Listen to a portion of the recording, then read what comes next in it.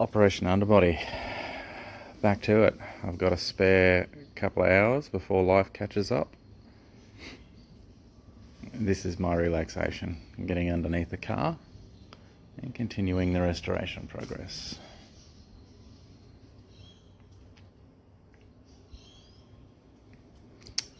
Looking fine. It's a little bit dirty because it's been out for a bit of a mountain run. That's okay, it'll get it clean. It got hosed out underneath and the appropriate area is washed before I'm going to get into this. So that was done last weekend in preparation. So yeah, time to get into it, I guess. One of them, the usuals. I'm going to get a few more bits in a minute. Rags, trolley jack, stands, and then pump this thing up and crawl underneath it.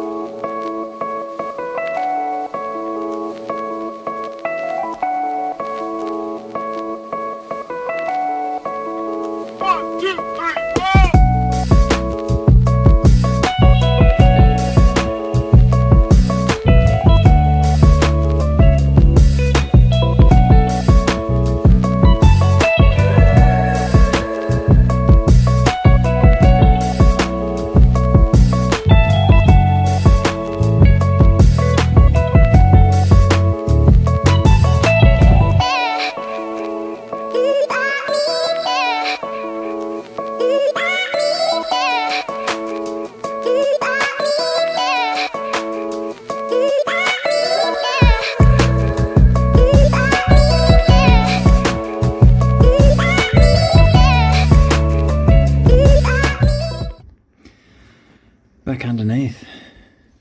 So you can see since last time it's been driven out in the elements in the rain. Doesn't look too bad. Still nice and clean. Pre-treated down the end there. That bit. Just throwing a bit of rust inhibitor on it and some other bits just to see if I can loosen up the grime. But you can see it all holds up pretty well even under rainy conditions. The sealant seems to work pretty well, so pretty happy with that. So I'm pretty much going to do the same as the other video and just power down the other end of the exhaust there, continuing to do what I did up here. So I'll get into that with a bit of luck by the end of this. With the spare hour or so I've got this morning, I can hopefully smash out down to at least near the muffler with a bit of luck. We'll see.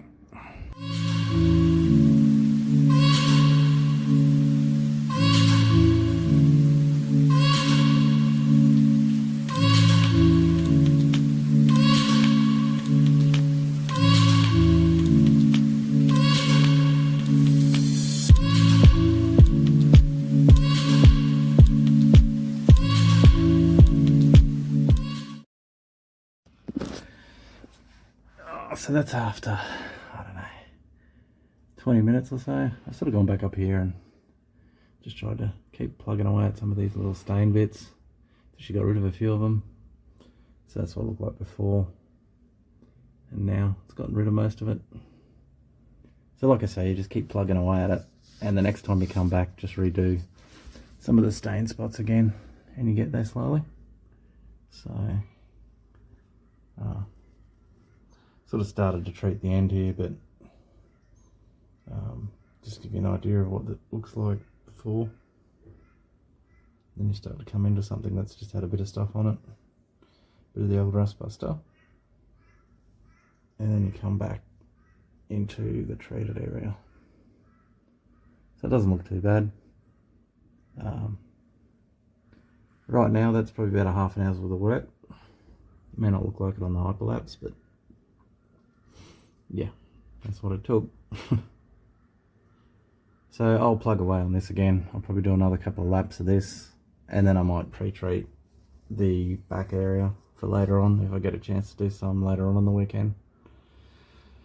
But yeah, it's just hyperlapse and short video showing progress. No one wants to see me step by step all the way through the exhaust. You've seen how I get the stuff on how I get off, how I seal it. So the rest, I guess, well, I'll say that 6 times fast, is just grandstands and watching some dude clean his exhaust under his car.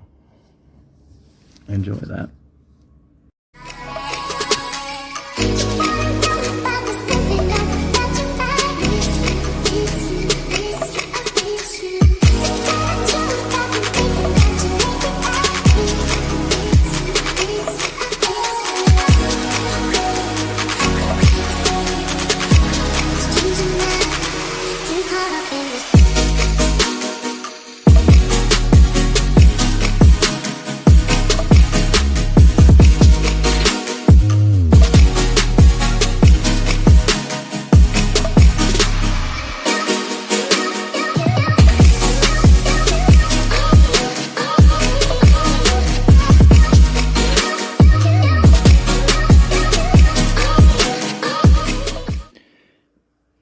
One of the handiest things I've done so far is actually print out a bunch of different manuals that mostly the CP guys have had in the document area of theirs, but also some other stuff.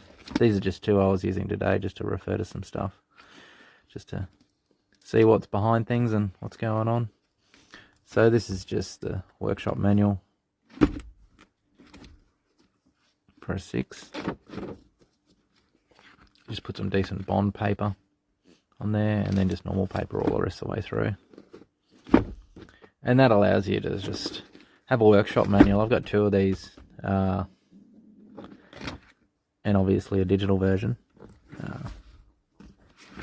And then one of these ultimate guidebooks is pretty handy because it's just got a whole bunch of specs in it and information.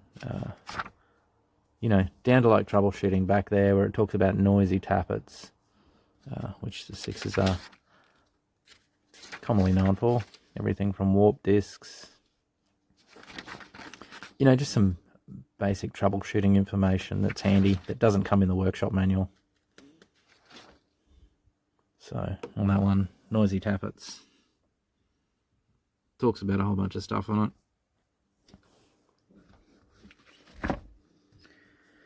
So yeah, it's handy. I keep a set of these now in the actual car, so if I'm out and about and have a problem, I can just refer to stuff. You know, it's quick and easy. And then the other copy just sitting at home. And I find these a bit easier than having it digitally on the phone or whatever else, just because half the time it's easier to just leave a page open and flick through it quickly. And if you've got gloves on, sometimes it's a bit hard to flick through and look at screens and muck around. And then if you've got parts and dirty hands, you're just gonna ruin your device. But these guys are pretty robust. They stand up to a bit of punishment if you use like a 120 GSM paper, somewhere around there for your main pages. They actually tend to stand up quite well to greasy hands and, you know, gloves with all sorts of weird things on them like mine have today with phosphoric acid and all that sort of stuff. So yeah, handy to have. I'd recommend doing it yourself. I am actually putting together these in proper book form, so they're going to be bound properly, so they call it perfect bound. So it just looks like a paperback. Once I've got those done, I'll be talking to the guys on all of the forums that I'm involved in, and if anyone wants a copy, I'll figure out how much it's going to be and let you know. And if you want a copy, happy to do one, as long as you pay whatever's equal to get it out. I'm not in it to make any money, just happy that everyone has something they can refer to. Anyway, the workshop. Having a quick break. Just having a look at the back here. Just looking over there. There's so much detail to get into eventually once I get into this back section. So much to get up in. I'm going to go through a couple of toothbrushes in there, I think.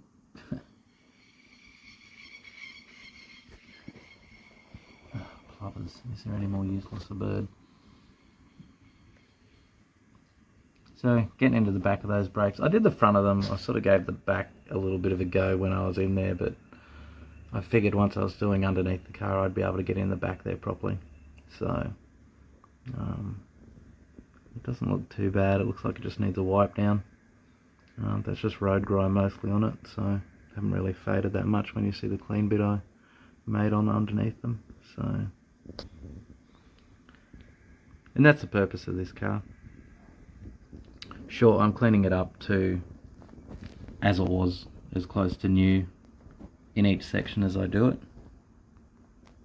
but it still gets driven. So the whole purpose of this thing literally is just to get everything back to not having things like this, just this little bit of corrosion and staining, and just get it back to how it was, and taking out some of these little bits, you know, and just cleaning it up so it's all one matte colour, which is pretty much like that back section there, which I've previously given a going over and restored just to see how it'd fare being sealed up. And once that gets wiped down, that'll be nice and shiny black. So obviously you don't get under and wash your car every time you're doing it. So yeah, that's the main purpose of this, is just to preserve it for the years to come. And that way, as I say, I don't have to get under it for at least another couple of years, just to give everything a check over and a wipe down. Makes it a bit easier and cleaner to work on. And generally, it just cures my knowing that, you know, I've been over every piece of underneath this car and cleaned it up and got it back to something respectable that I'm happy with. So some people may not see the value in it, but I do. I did it with the A86 and I'm incredibly satisfied with the results. So and this is the same up the front there, you know, I haven't touched that since I started doing all of this and when it got done. Sure, it looks a little bit dirtier now, but obviously that's been through multiple rain events, so dirty roads and whatnot, but it still looks good, and you can see that it's nice and clean still, but it's just got a bit of road grime on it. So happy, very happy. Some of the bits I was talking about when this car's not perfect, when I got it from Japan, it had some of this just like scratches and poor repainting on some of these bits. Excuse me for my car being dirty, but oh well. So you can see whoever's had it, the original owner from before, has had a bit of a drama parking it, I think. Even to the point of having a little bit of a indentation here that just needs to be fixed. That's coming. I am actually getting some of the parts of this car, including the bar and the back of this, fixed up. It's just time and money, of course, so got another sticker for it, courtesy of Evocentric at Underwood there, Kingston. Cam's a good guy, worth checking out online if you're looking for Evo stuff. He's one of the nicest guys you'll ever meet. He'll do what he can for you. One of the other bits I want to get done is these skirts.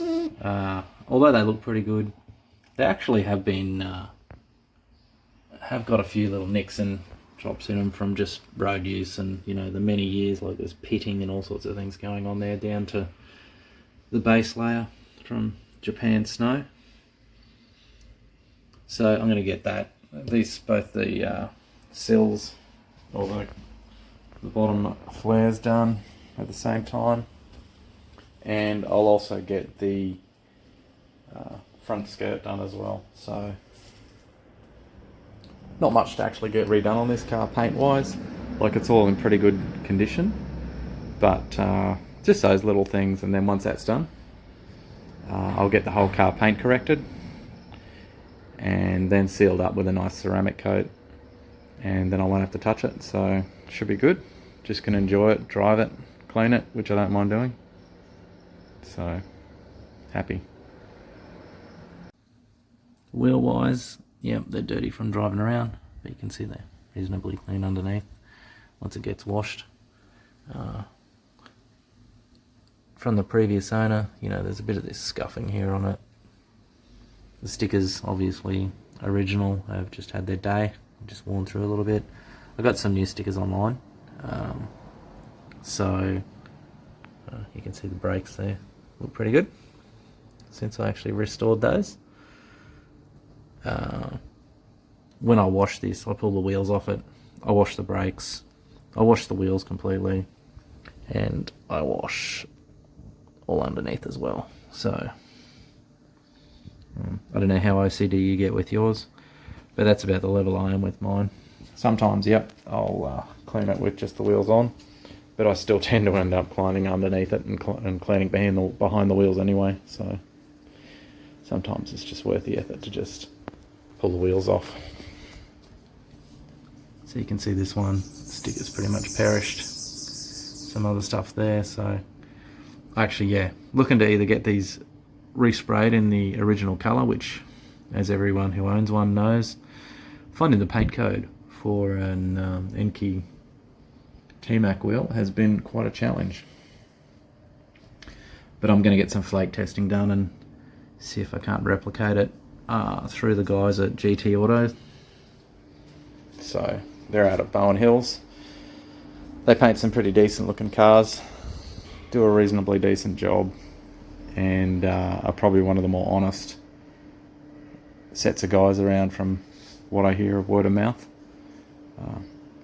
So that'll be the next stop once I finish the operation underbody, is I'll pull this out and take it over to them, get them to have a look at it, let me know what they think it's worth to respray, and do the wheels, rear bar, skirts, front lip, and touch up anything else that needs doing. Take it to the little dint removal guys. There's one across the road from Cam at Evo Centric, actually, that's pretty good, that he recommends, so I'll probably take it to that chap and just pull out some of the little shopping dings in it, you know, that's from Japan of poor use, and, you know, someone opening their door into it or whatever it is. So that's what's coming. Also just started sourcing stuff for the engine bay. So I'm going to do some conduit and retaping of wire loom, so all to come as well. There's always something to do. Anyway, enjoy. That'll do for today. I'm going to do other stuff. See ya, Evo.